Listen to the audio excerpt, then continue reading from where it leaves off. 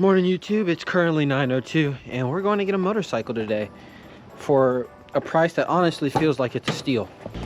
And no, we're not picking it up in the Miata. I'm just moving the Miata so we can actually pull the truck around. I doubt, there's literally 0% chance I would be able to fit the motorcycle in this car. Unless, there she is, pulled to the side. She needs a bath. Same with you, Miss Lucy. You need a bath too. And with all that being said, here is the motorcycle. And yes, I know you all are probably like, wait, where's the video of us picking up the motorcycle? I don't know why. I kind of forgot to record on the day of. The only footage I have is actually of us bringing the bike home, pulling it off the trailer, looking at it, all that stuff, taking it to the shop to kind of diagnose, because it was only 30 bucks just to get like a simple diagnostic. I was like, hey, why not pay 30 bucks to do that instead of having to do that myself, because 30 bucks is not a lot.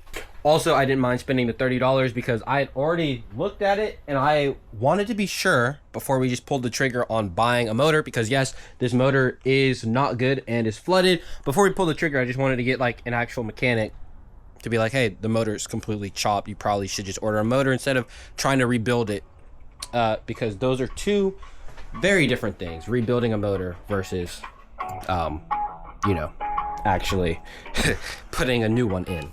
Now, with all that being said, and with this beautiful bike, like, it actually is in pretty solid condition. This side literally has like nothing wrong with it pretty much at all. If the motor wasn't flooded, this would literally be a steal, especially considering that aftermarket exhaust is was literally the same price that we purchased the bike for. So even if I just sold that, it'd be fine. This side, obviously, it's been in some kind of a small drop. But yeah, I'm gonna go ahead and show you all the footage of us getting it back and then taking it to the mechanic, and then we'll be back here so I can tell you the next steps that we're actually gonna be taking with this bike over the next, preferably week. I'll get it done because I'll just go ahead and expose it. We already ordered a motor, which should be here in 3 days. All right, we're now back and now it's time to take a look at the bike. First, let's get it off the trailer though.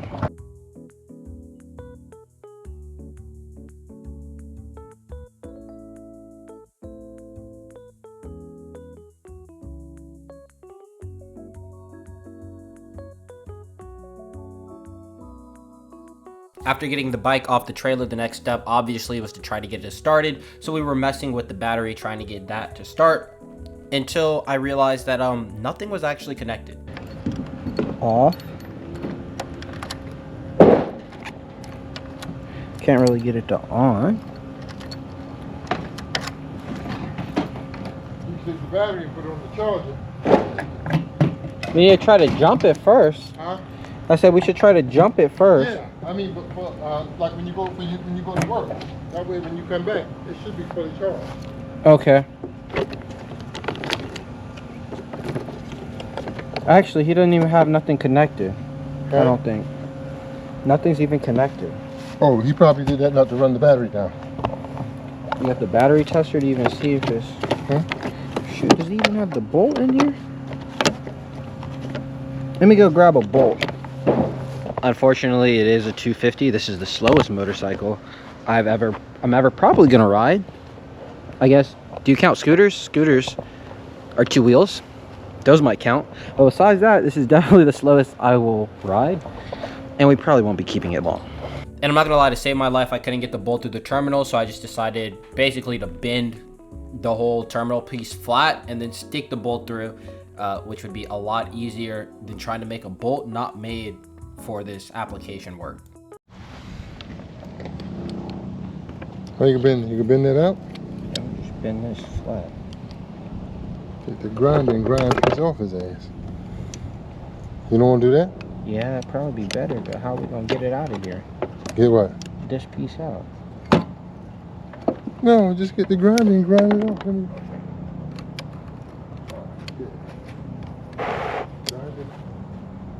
Thankfully, I didn't end up needing the grinder, and I just somehow managed to bend it while it was still in there, so we didn't even have to take the battery out or any of that. Just bent it into place, and then we socketed it on.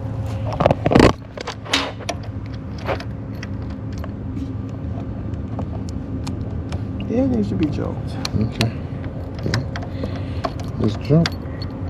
Now, obviously, we managed to get it jumped and it did turn on, but it didn't turn over or start. So obviously there was something wrong with the engine. I did take a little closer look at it. The starter wasn't on and there was kind of like wet and the chain was rusted. So I assumed it was flooded, but like I said earlier, wanted to take it to a mechanic just to make sure. So because of that, we put the battery on the charger, took the bike in the garage, left it there for a day, and then the next day we took it to the mechanic so he could look at it and just go ahead and confirm what I thought, which was that the motor had been flooded and it would be more cost effective to just replace the motor than to actually take it apart and rebuild it. And so now we're here at this moment. We've got the bike, and like I said, the motor's already been ordered. So next video, you're gonna see us pretty much taking apart all the fairings, literally everything, because we're gonna have to remove the motor and replace it, which it's gonna take a lot of hours, to be honest.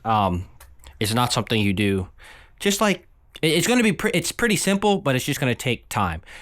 Thankfully, everything else on this bike is good, so literally all we have to do is replace the motor. So yeah, I will catch you all on the next video. Peace.